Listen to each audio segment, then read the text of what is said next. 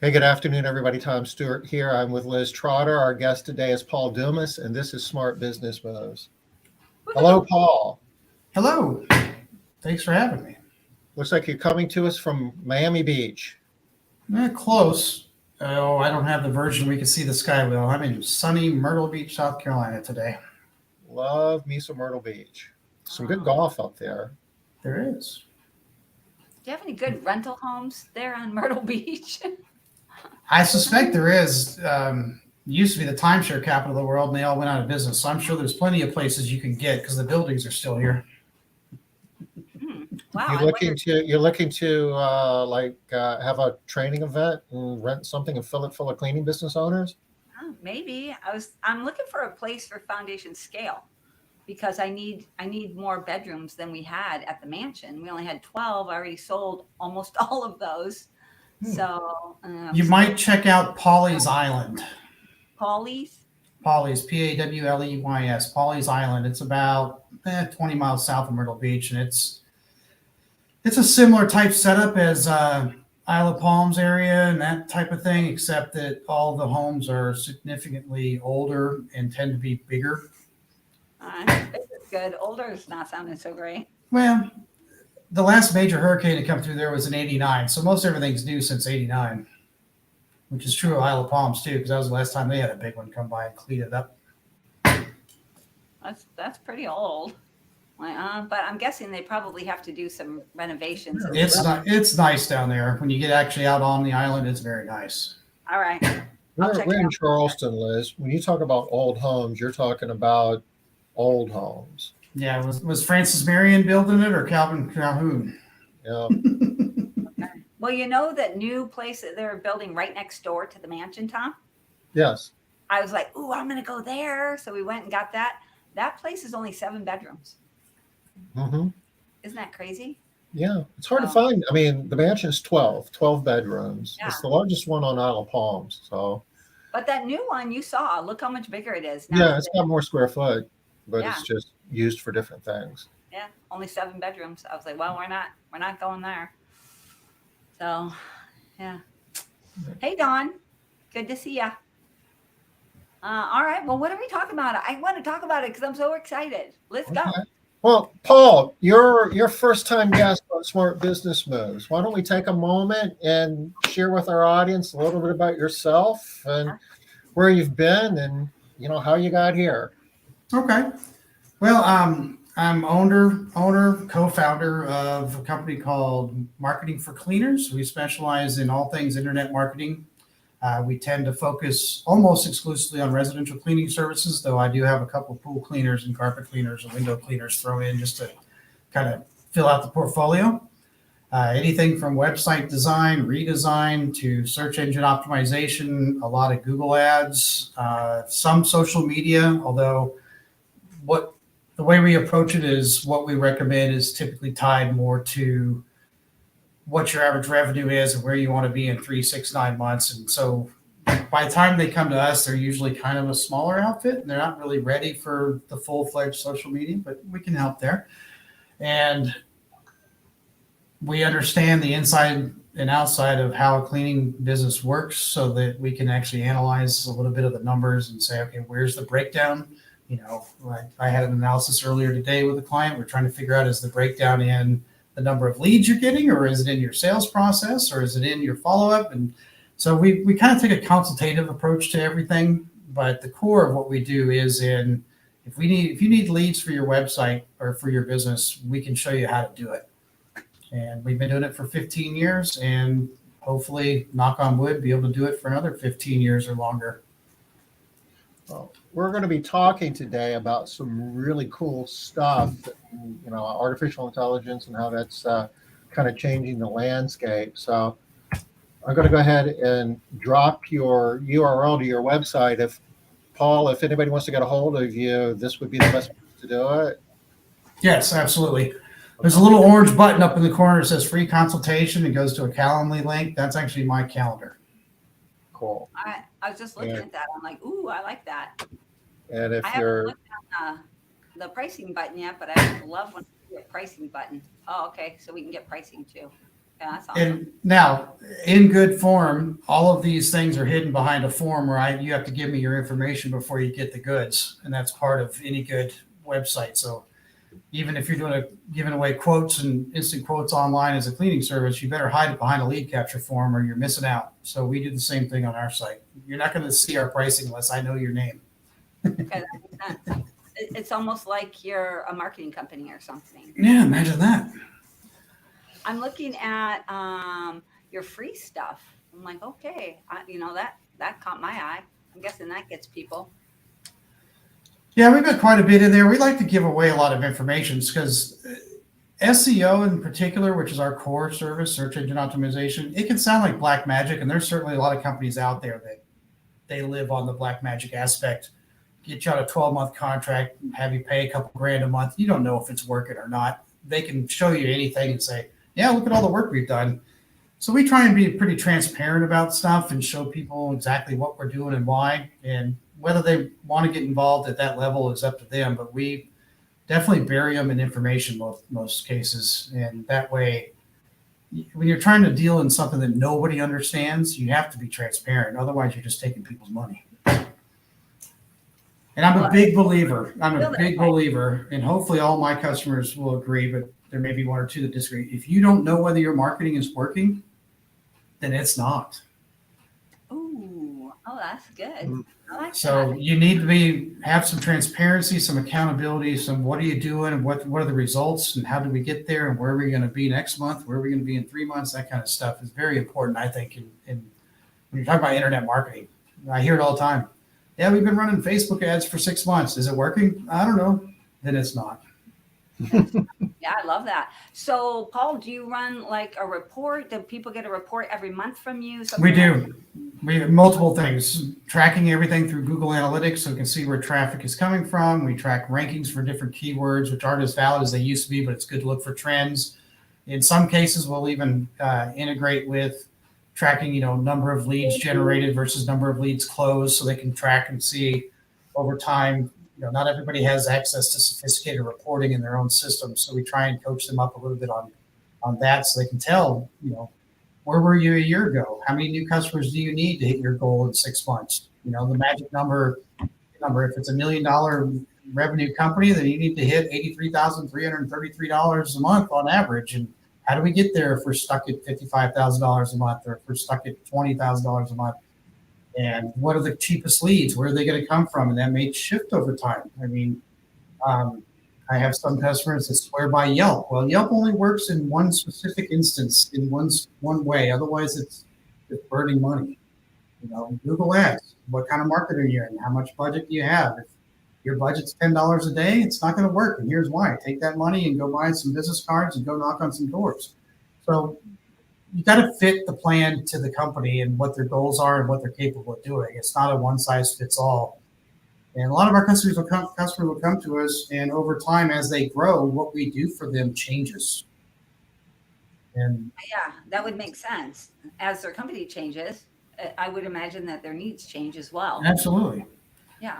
And we've been very fortunate to, have customers that tend to stick around and have a lot of success stories that we can kind of, if someone wants a referral, we can send them to the site and they can call 50 people. And there may be one in there that doesn't like me anymore, but most of them, I think, have pretty decent things to say about me. Yeah, you've got a strong reputation in the industry. That's certainly, everybody I talk to speaks highly of your work, and I love the idea of evolving the strategy as the business evolves. It's the Goldsmith book. What got you here won't get you there, and as businesses. Well, you also have to make sure that you're not overspending or getting more than you can handle. I mean, if you're a startup and your phone starts ringing 10 times a day, what are you going to do? Yeah. You're not going to be able to handle that. If you're a startup, you're probably in the field still cleaning and you're missing half the phone calls. The other side of it is, do you really know why people say yes when you give them a quote? Statistically, about 80% of the time, it's because you're the first one to answer the phone. We talk a lot about that. That's still. And so unless you can kind of remove yourself from your business and look at it as an outsider, you don't know. And that, I have clients sometimes that they don't ever answer the phone. Well, no wonder you're not closing any sales. What do you want me to do? So you almost have to look in a mirror a little bit, and we're all guilty of not doing that. But part of our goal is to kind of have an outside approach to look at it. And then also, I'm really, really good at crowdsourcing. So when people talk to me and I say, well, this is what I'm seeing nationally, because I spend all day talking to my customers.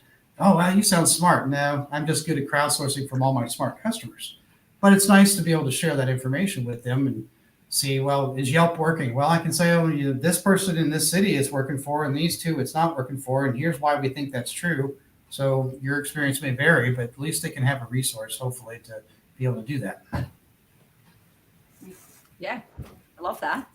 So, Tom, you're a big believer in that as well, right? Taking the information, using the data that you have, and figuring out how to apply it to in multiple different ways.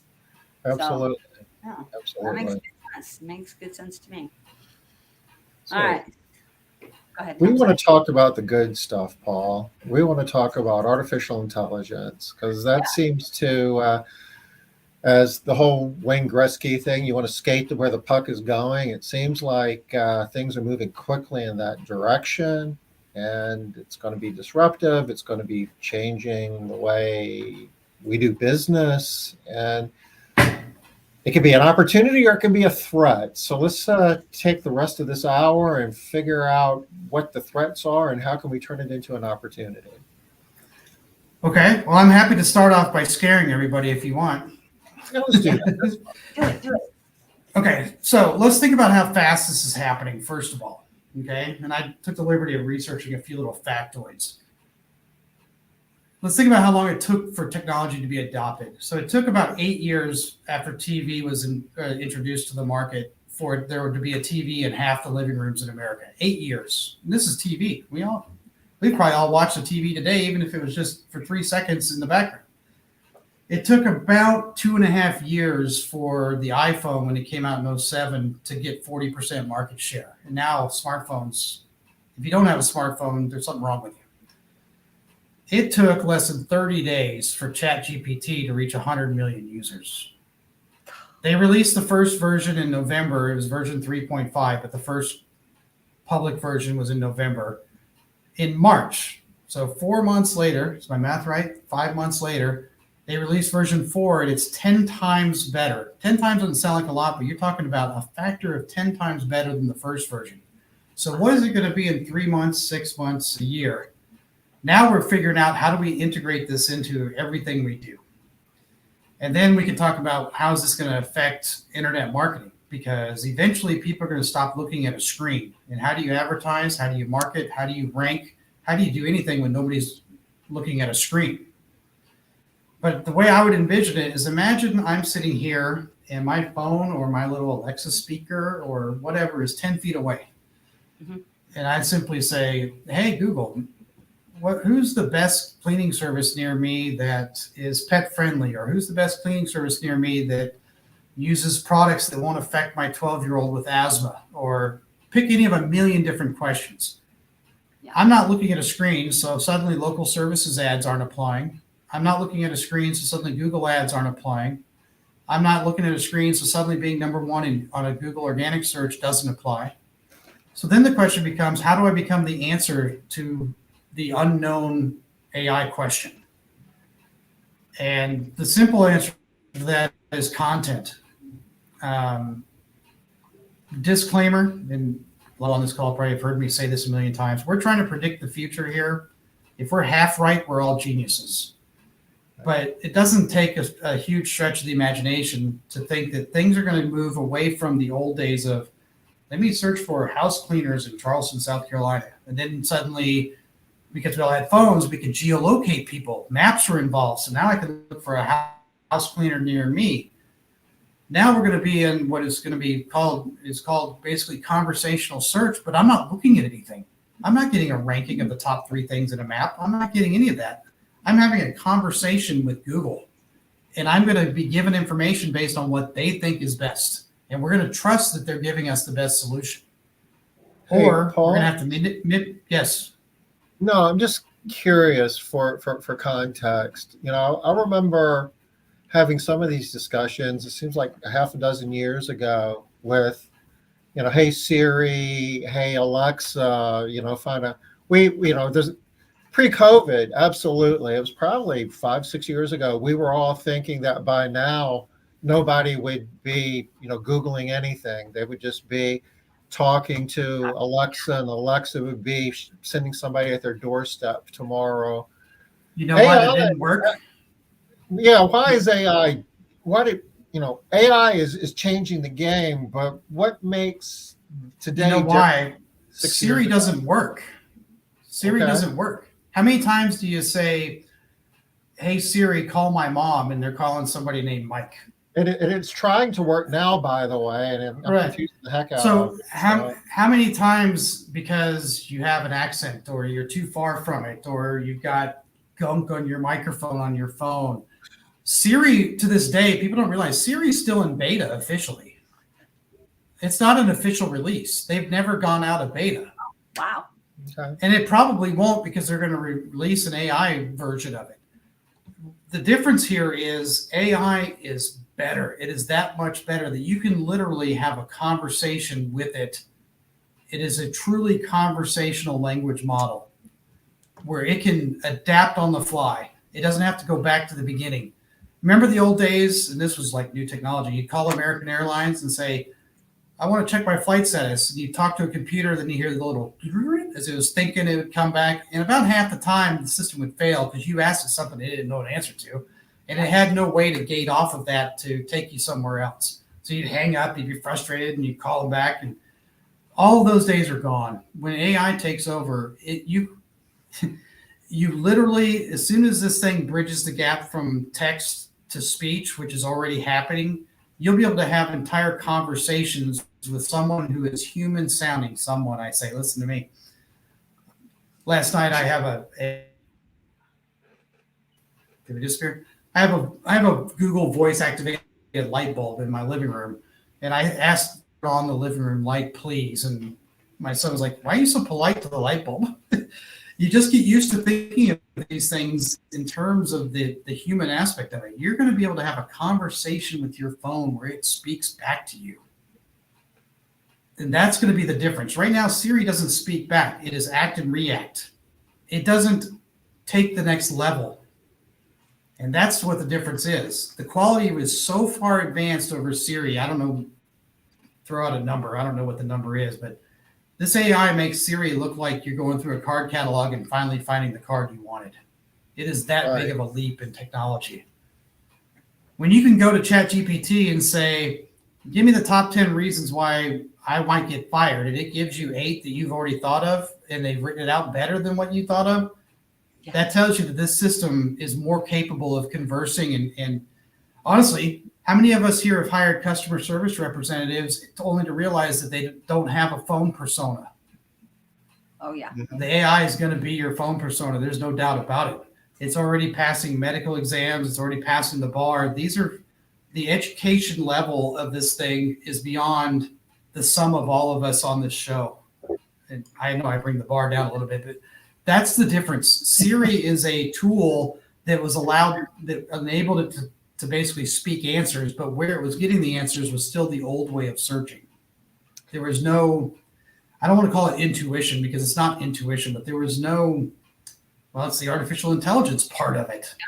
Yeah. And once that happens, you're going to be able to literally have my phone across the way. And Tom, you've heard me tell this story once before at least, but I can say, "Hey, Google, what pizza company near me has the best deal on 2 medium pizzas?" "Oh, today it's XYZ for $9.99. Would you call them, please, and have it delivered to my home and use the Visa that's on file because you've already loaded your credit card into your phone." And 45 minutes later, a pizza's going to show up and probably have a robot deliver it, but we may not be there yet. All right, But but the part where it seems like it's a little bit different, Paul. I'm still hearing that AI is not it's not a search engine, and so it can't tell you like the best of something. It can tell you. Okay, Right? you're absolutely right, but that's a short-term thing because ChatGPT is still in beta and Google has not released Bard yet. they're going to integrate it in there. ChatGPT, they put an artificial cutoff where it doesn't pull any information more recent than 2021. It's like November 2021, whatever.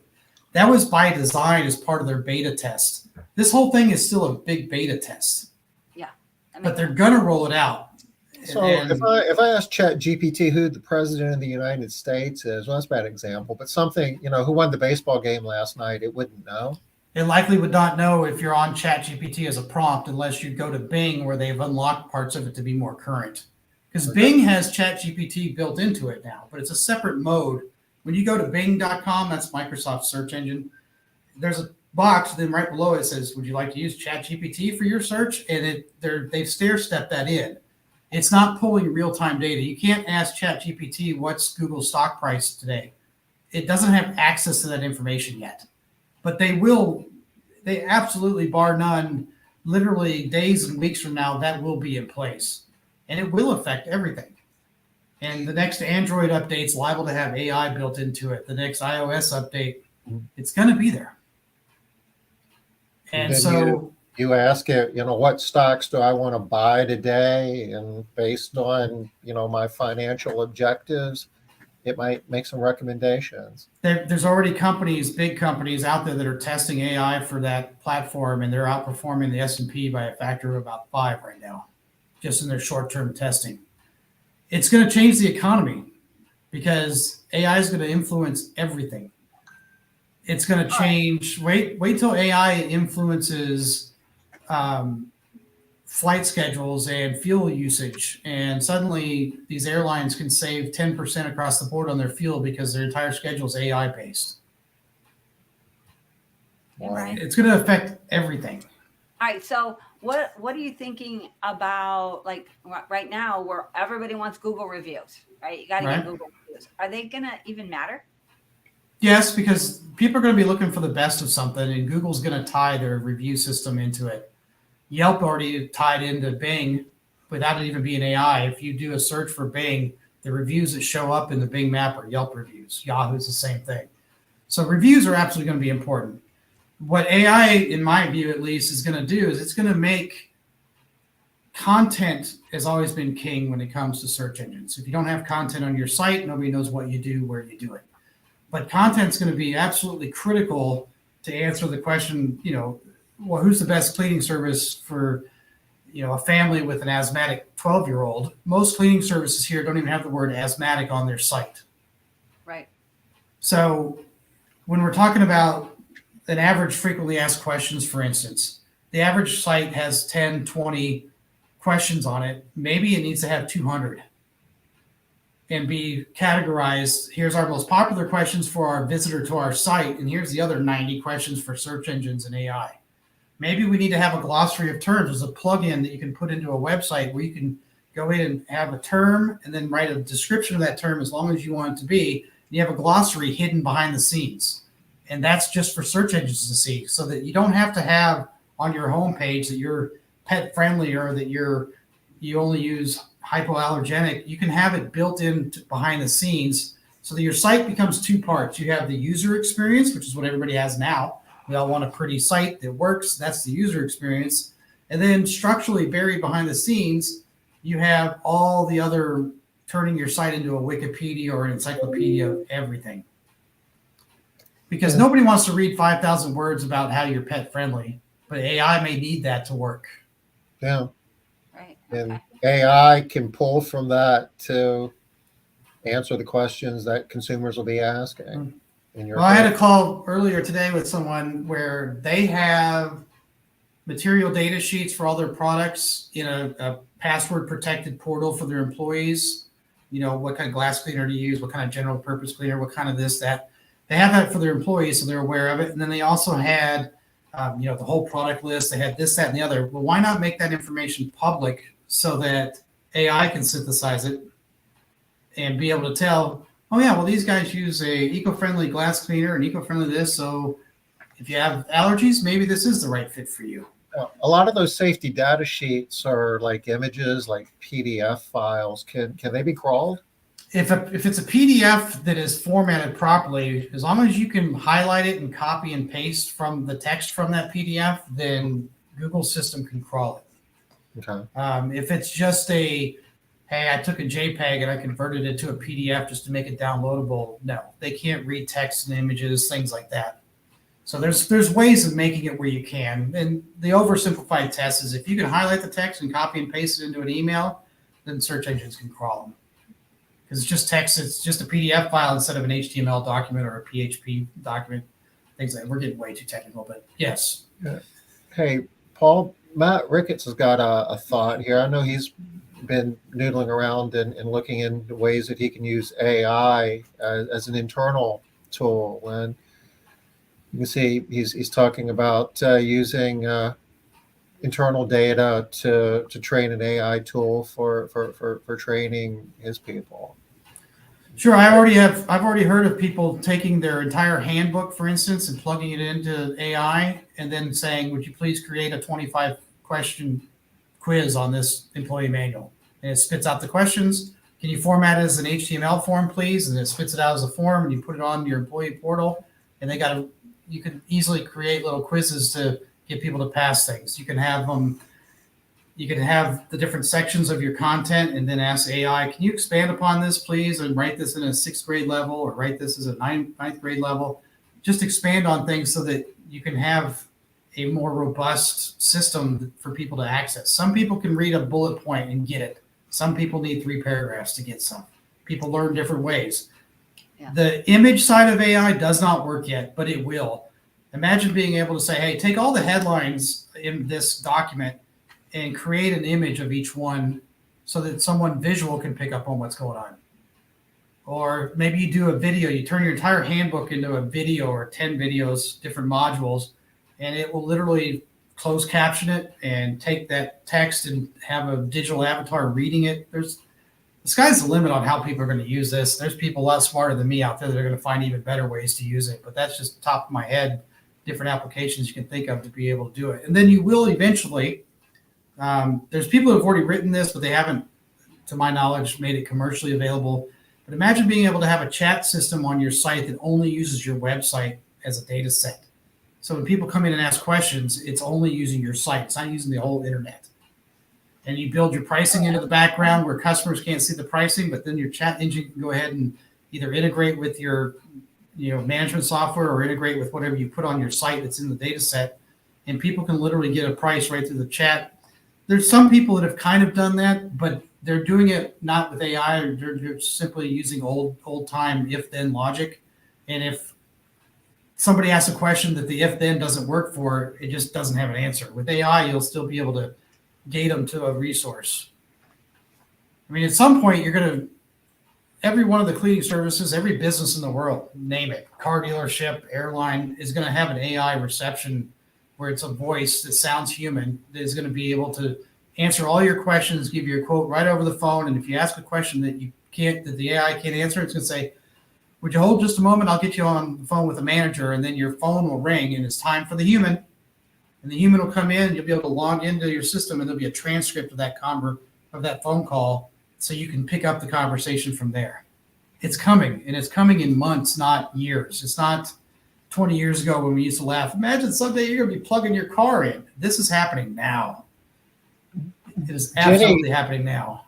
There was something that I heard yesterday, that a term that I wasn't familiar with, the Turing test, Turing. Mm-hmm. You familiar with that? Oh, sure.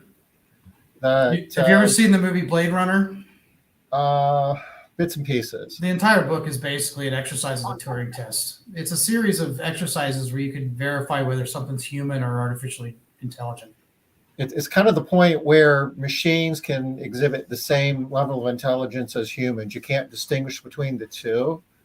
And there's a lot of smart people out there that think that by the end of this year, AI will be to that point, that just through voice conversation, you can be talking to an AI bot, and you would think you're talking to a person. You would know the difference by the end of the year. From a simply context, visual, and auditory standpoint, it's almost there now, so I don't doubt it. Yeah. You'd have to be pretty sophisticated to decipher it. Now, if you're reading AI content constantly on I don't know, whatever. People are writing articles. I mean, you go to yahoo.com and there are all these different articles that are clickbait. About half those now are AI generated, and you can tell because there is a pattern when you don't do it right. I have people all the time, should I use AI for blogging? You can, but you better do it smartly, because if it takes me 30 seconds to figure out you're doing it, how long does it take Google to do it? And if Google knows you're doing it and they decide to penalize AI content somewhere at some point down the time and down the road, then are we all in trouble? And we're all at the whim of the 800-pound gorilla. And I know Google's behind on AI, but they have more money than most small countries, so they'll catch up. So it's my understanding that they can distinguish if you use ChatGPT to write a blog post for you and just post it, that Google can figure out that was written by ChatGPT. Sure. There's a couple of different AI engines out there, and they all have different styles. So unless you know how to enter prompts to override that, you know how to do a real-time edit to change certain things and personalize it. Let's say we're writing a blog post and we want 10 questions to ask your maid service before you hire them. Standard topic that a lot of people have on their site. Well, there are certain things, if you're going to use AI, you almost have to have it write and rewrite sections of it 5 or 10 times so that it becomes personalized to perhaps the company that is writing it and has a personality in the style of XYZ.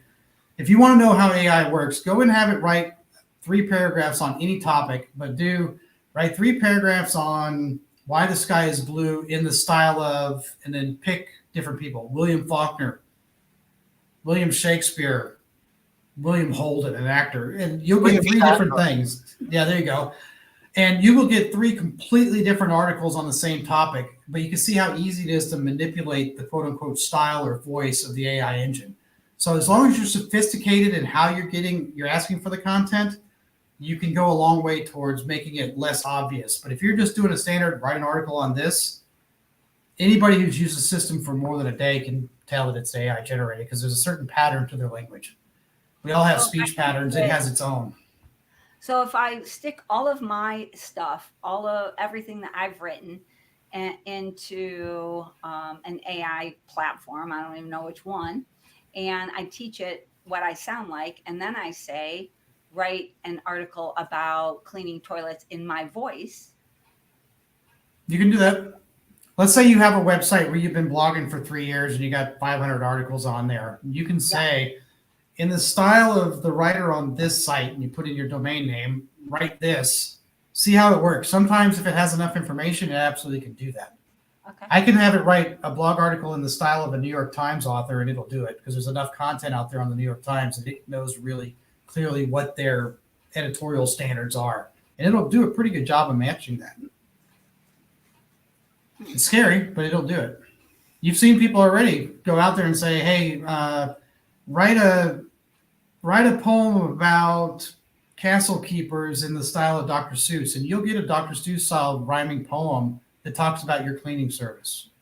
And it takes about 8 seconds for it to do it. So Jenny is throwing us a softball here. She wants to know, how AI, I guess, contributing to campaign management with Made Central, or plans to incorporate more AI into Made Central's functionality. Made Central, AI is going to be changing the tech stack in all of our businesses. It's much bigger than just Made Central, but it's certainly big on our radar screen. We're asking questions like, there's like 100 or more templates that we have inside of Made Central for email, for text, and where we going to need templates anymore? Are you going to be just verbally, hey, I want to send an email campaign to all my every 2-week customers who live in this particular zone who haven't had their home cleaned in the last 3 months, and tell them about our spring special, and it'll spit it out. I mean, these are things that we're looking at. It's not there now, but as the technology evolves, Paul, think about this. This is really sitting here from somebody who's got a big interest in this. AI is evolving quickly, but the application of what are we going to be able to do with this AI with inside of our businesses is really the interesting point. We're going to be chasing it, right? You will, but there'll be some things that become a lot shorter. Like there's a site out there. I wish I could remember what it's called. Oh, I should have looked it up before. But they're advertising on TV about go in there and using AI, it'll write an iPhone app for you. You put in all the criteria and it'll write the app and it's functional. Yeah. Then you just have to go through the process of submitting it to the App Store and their stuff. I've already had situations where simple, basic little JavaScript forms or calculators, I can have AI say, hey, based on this criteria, would you write a JavaScript that calculates X, Y, Z, and it'll spit it out. And as long as you know what you're doing with the code, you can manipulate what you need to integrate it into a website. I've already done this a month ago. I did this for somebody. We are trying to come up with some, I don't even remember what it was. It was a calculator for something.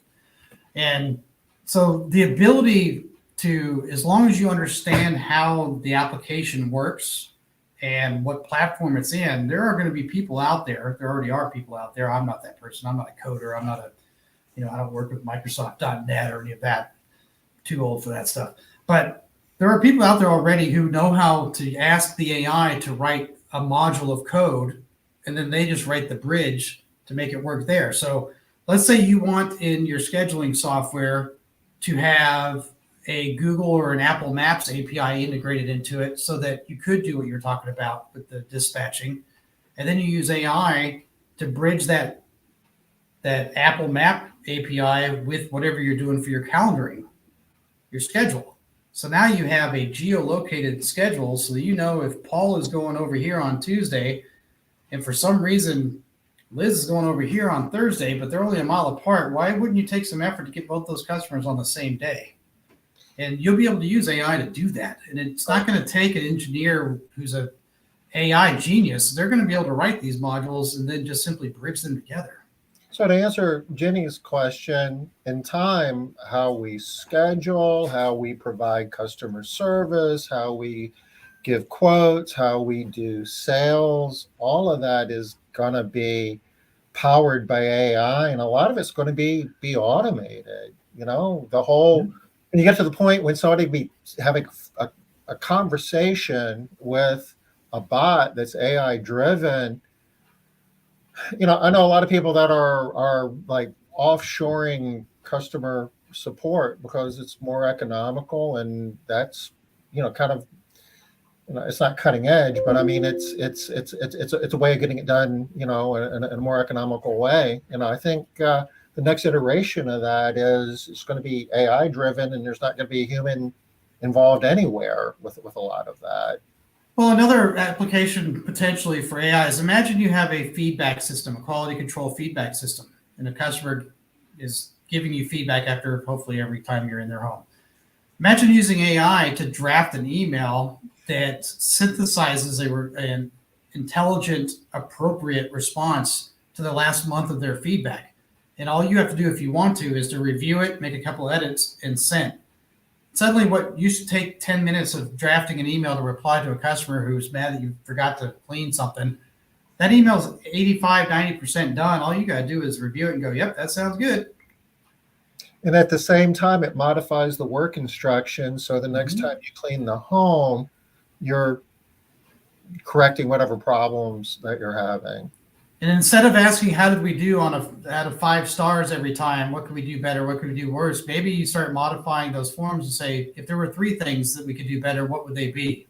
If there are 3 things that you think are just exceptional, what they would they be? And then you put the notes into that customer record saying, they really love when we do this. Please make sure to always do this, because that may be what is causing you to keep that customer. And on the flip side, when we miss doing this, they call and complain. So make sure you do this. I mean, you're going to be able to get a much more detailed amount of information about the customer experience rather than, yeah, they were here today, everything was great. That helps nobody. And on the HR side, helping you with if it's a performance issue, your AI can support your supervisors, make you a better leader, giving you the prescription to, okay, well, pull, this cleaning professional aside, and these are the things that you need to do. Recommend a corrective action forward, if you will. Write a termination letter. Write. And I know people that are using this to write their recruiting ads. I mean, a lot of it's being, it's not all integrated and completely automated, but it's being used in businesses in a lot of different ways today. So actually, in Well, one I of our think as we look at the, go ahead, Paul. I was going to say, we talked about scaring everybody with how this is going to change, but on the flip side, it's also going to improve our marketing. Because imagine a world where you can put in the criteria of who is your ideal client to Facebook or Yelp or Angie or pick a platform. And if they're using AI to place your ad only for people beyond a gender or an age or a zip code, it's going to make every ad platform on the planet more effective. But what's going to happen, and I'm not guessing here, this is absolutely going to happen. It's going to splinter the marketing landscape. Remember, I don't know, 15 years ago, Netflix was the only streaming service, so we all had Netflix. And now we all have HBO and Paramount and Stars and Amazon Prime and Hulu. So we're going to get to a point where we're going to have to advertise on TikTok. We're going to have to advertise on Facebook and Instagram and Yelp. And we're going to hope that AI can help us only hit of the 100 people who see my business on Yelp. I only want my ad. I only want to pay to be in front of the 3 people that fit a very specific demographic. We always talk about with businesses, do you know who your customer is? And if they answer, oh, anybody, then you absolutely don't know what you're doing. If you can tell, 75% of my customers are this gender between this age group, and they generally speaking work, and then we can start feeding those into these ad systems, and you're not going to show up as in front of as many people, but the people you show up in front of are going to be far more qualified as a potential lead. And that's where AI is going to help not scare us so much. It's going to absolutely help us be more efficient with our advertising. You go back, 15 years talking about the Netflix, go back just a little bit further. It used to be marketing was a money game. And this was before the internet really was you want a full page or a half page? Right, in the yellow pages, and whoever had the biggest ad won. And with SEO and everything involved in digital marketing, it seemed to democratize it a little bit. You could have good content and not spend a lot of money, but pay attention to it and work hard, and you could compete. And is it coming full circle again that it's just going to be a money game and whoever throws the most money at I think in the short term, yes, until the different platforms figure out a better way.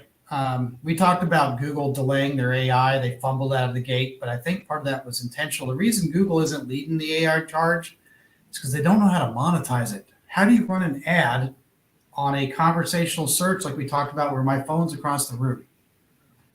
Because if I ask my phone a question across the room and it says, while I look up the answer, listen to this ad, if that's how they try and do it, people will stop using it. Sure. They will revolt. The other thing that's kind of scary as we look at it having to do this, and this has very little to do with AI, but it plays into it. Thankfully, none of us here have to worry about this because we're still a long way away. But you know what the number one search engine is for 18 to 24-year-olds right now? For the first time in history, it's not Google. Do you know what it is? YouTube. For the 18 to 24-year-old, the number one search engine is TikTok. Oh, that makes sense. So what happens when that 24-year-old is 44 and suddenly in your demographic is a cleaning service? Now, this is further down the road, but Google is not always going to be Google because they aren't going to take over. There'll be something besides TikTok by then because these generations, my 20-year-old son thinks I'm a complete moron for having even a Facebook login, and thinks his older brother's an idiot for being on Instagram all the time because he's 20 and Instagram's for the old folks. So every generation's different, but it used to be social media was where we went to look cool and talk to friends and let grandpa see pictures and stuff like that. But they're using TikTok as a search engine. They're going in and saying, I need to learn how to write a resume. And they're watching 10 videos on people who talk about writing a resume. They're not going to Google. That's kind of scary. Sarah Mitchell from what's the name of her company? Tom, do you remember? Oh, Echo Eco Mama. Yeah, from Eco Mama. She has been doing that in TikTok for over a year now. So when she first was telling me about this, I was like, "You're doing what?" She was like, "Yeah, I use Tik. That's how I find everything. It's faster. It's easier. I get my answers like this. I'm never gonna have to watch a video that's gonna take longer than a minute, and I get everything." Now I'm too old for TikTok, but I have young people who work for me and they teach me this stuff. But I would say if you're having a hard time hiring cleaning, technicians, and you're okay with the 18 to 24-year-old, which in some markets you don't want to do, but sometimes you have to, you might run a hiring ad on TikTok because that's your audience. I wouldn't want a bunch of 18-year-olds working for me, but different markets, different folks. But I mean, it's coming. When that 18-year-old becomes 28 and they're still using TikTok and Google's for the old folks, then what are we going to do? So we have to look at those things. Where are we going to be in 3 months? Where are we going to be in 3 years? Where are we going to be in 10 years if we still plan on being in business? And there's certainly a lot of us out there that still intend to be doing business in 10 years. So we got to know that. And if that generation follows TikTok, then we're already seeing it now with Facebook. The average Facebook user, unsurprisingly, gets older by a year every year because they locked in their audience during that time frame and they followed it. They're not gaining a lot of users. They're losing users because at some point we're no longer able to use technology. But I mean, you can go back. MySpace was that way. Then Facebook took over. Then Instagram took over. Twitter kind of on the side. Now TikTok is this generation, not my generation. Hi, Gen X, all of us who don't care about anything. But we have to be aware of that and see where the people are. Now, thankfully, the 18-year-old's not hiring you to clean their home because they don't have a home yet. They're still, it's like my 20-year-old, they're still waiting on dad to pay for the cleaning. But it's going to happen, and we just have to pay attention to it. And AI is going to change it all. There's going to be an AI social media platform where all your friends are going to be virtual, and you're not going to know it. It's going to happen. It's going to be probably somebody's going to do it as a joke, and it's going to take off. It's going to happen. So, like a year from now, and I know that this is crystal ball type stuff, but And you're recording this too.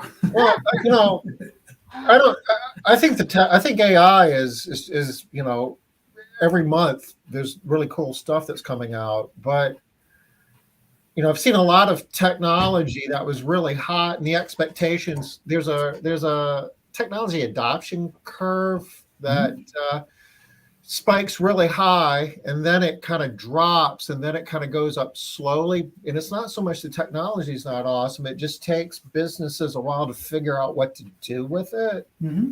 But in time, maybe sooner than we think, a lot of stuff that we've got people doing in our businesses, from sales to scheduling to recruiting to hiring.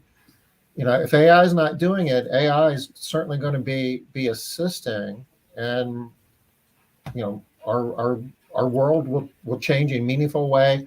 I like the question about Made Central, and it's not just Made Central. It's every piece of technology we use is going to be a lot more relevant. Paradigms are going to change. Absolutely. The idea of how we give quotes, and it wasn't that long ago that the idea of going to a website and plugging in a number of bedrooms, a number of bathrooms, and I want every other week cleaning, and actually getting a quote and putting your credit card in, that was cutting edge. How long is that even going to be a thing? It's going to be replaced by AI and a conversation, and it's going to the interaction is going to be completely different. I haven't really researched it, but you got to believe somebody's already working on it, where you could have a button on your website that you go from typing in information to speaking it in. Yeah. So I'll never fill out a form again. I'll just say it. It'll turn your standard lead capture form or your quote form, instead of it having a field that says first name, last name, email address, it's just going to be, what's your first name? Paul. What's your last name? Dumas. What's your email? Paul at Marketing for Cleaners. You're going to have a conversation with the website. I haven't seen that, but it would be so easy to put together that I can't imagine somebody's not going to already have a little icon next to the form saying, would you just like to speak this form? Or whatever. Fill it in with your voice. I sound like a caveman when I talk that way, but it's going to happen. And you were talking about a year from now. I would be surprised if a year from now, some big company, whether it's an AT&T or a Spectrum or even like a CallRail, doesn't have a virtual reception service that you could train to where we no longer ever answer our phone, and you can have phone service 24/7 for pennies a day. And if I want to call you at midnight and get a quote and book online, I'll be able to do it. Or not book online, but book over the phone. I'll be able to do it. You'll come in the next morning and go, well, we had 8 people sign up over the. Okay, well, one of them's this afternoon because they had room for the schedule and you had communication to the staff to be able to do it all.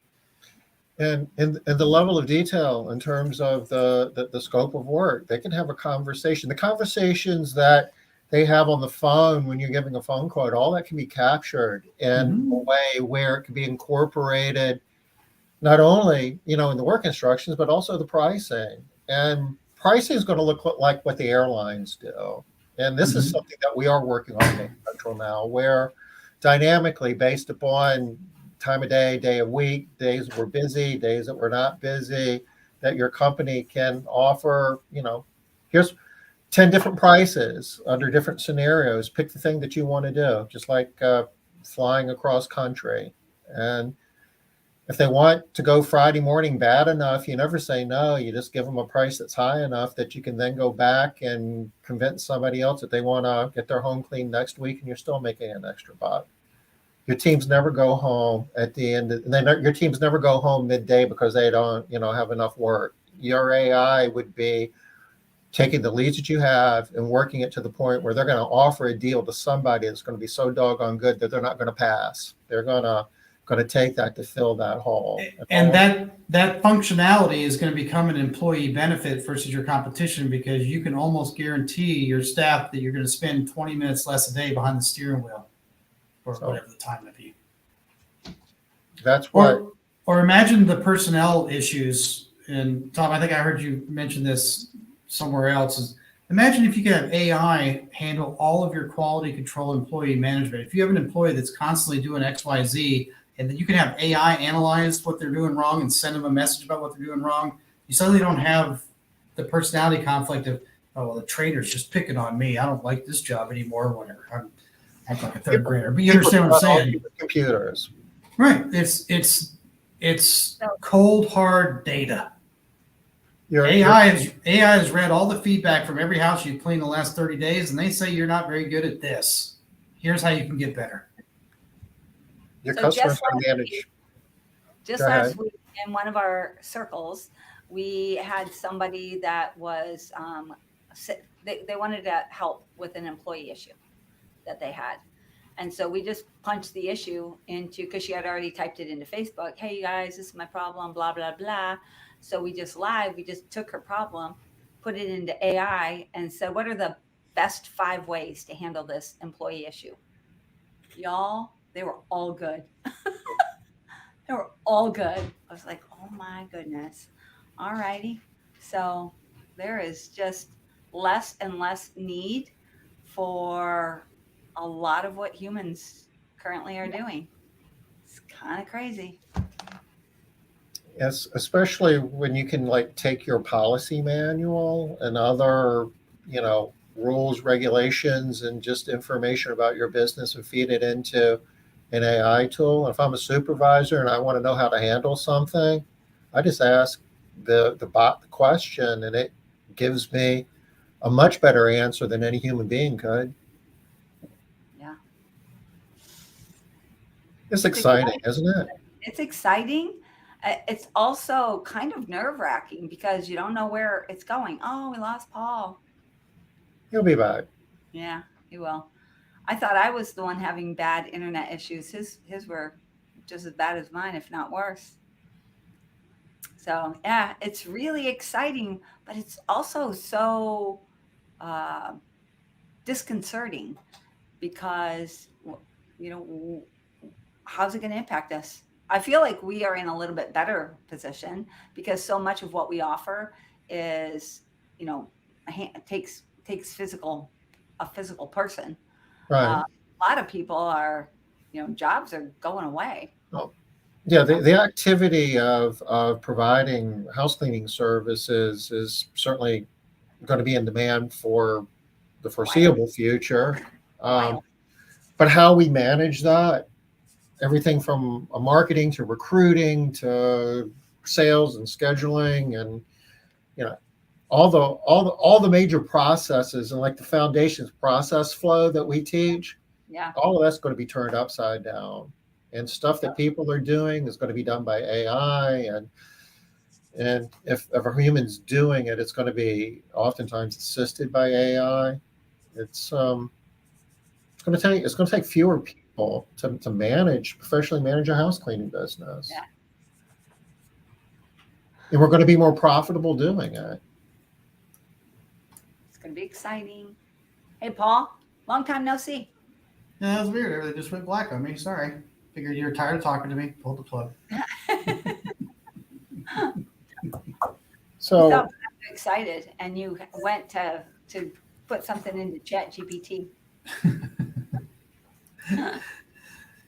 So in the last few minutes here, we've talked a lot about how AI is changing quickly and how it's going to be changing how business is conducted in a lot of meaningful ways. I've talked to a lot of people, and Paul, I got to tell you, I've learned more about AI from you, or as much from you as I have any other resource. You definitely are a wealth of knowledge. You spend a lot of time studying this, but your real game is helping cleaning businesses generate more demand through digital technology, and I guess AI is going to evolve that. But here we are today in April 2023, and if people are interested in growing their cleaning business by generating more demand, that's your bag. You can help them, correct?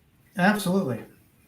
And our goal is to, walk them through the process and kind of create, like I said, a 3, 6, and 12-month plan. It's not a situation where give me your credit card and all your money, and we're going to do exactly for you what we do for everybody else. It doesn't work that way. We really try and figure out, are you a 3-person shop or are you an 80-person shop, and what is going to give you the best bang for your buck, and kind of listen to you and see what are your goals. Some people are content to do what they're doing. I'd say most people are looking to grow at a certain clip, and sometimes you have to tell them, hey, don't spend money on this yet. You're not ready. And almost argue with them a little bit because somewhere else they said, oh, I should be doing this. Well, maybe not. Let's see where you are in the flow. And it's worked for us. That approach has worked for us very well over the years. And you'll give them a little bit of coaching as well. If they're not answering the phone, you'll help them understand that, increasing your AdWords spend isn't really going to help you much. It is. I'm sad to say that conversation happens more often than it should. You would think in any business, but we all get busy, and we sometimes get so down in, neck deep in our business that we forget what's happening around us. And I'm guilty of it too. Anybody who's ever sent me an email knows that I get 300 emails a day and can be slow replying, and I have to, step outside and go, okay, what's my own weakness? Oh, email's my weakness. Let's have those emails go somewhere else so somebody else can handle them. And we all have to look in the mirror sometimes, and sometimes it's nice just to have a friendly face who doesn't have a stake in what you're doing, look at it and go, you know what? Maybe we should try this. I'm going to drop your URL in chat one last time. I appreciate that. And if you're not sure, just reach out and have a discussion with Paul. Sometimes we don't know what we don't know, but the landscape is changing, and what got you here won't get you there. And I think it's safe to say that just because something's working now, with all the changes that are taking place with technology and AI, we're going to change with that. Marketing is part of it. I think my best advice to anybody is, and this advice is true anytime, but particularly over the next 6 to 12 months, be prepared to change, be flexible, because we talked about, 90% of what we talked about here, we're trying to guess what's going to happen.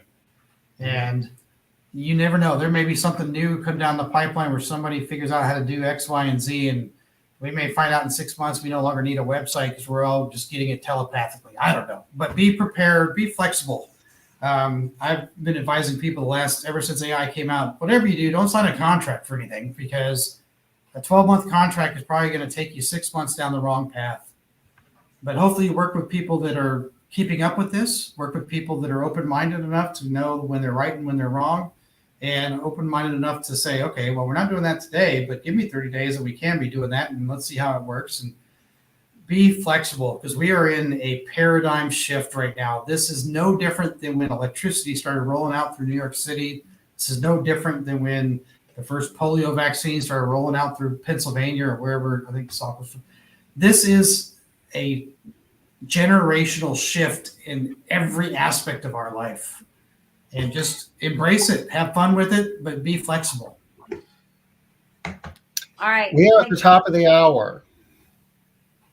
So, I got- Paul, Yes, thank sir. you. It was a pleasure. Thank you.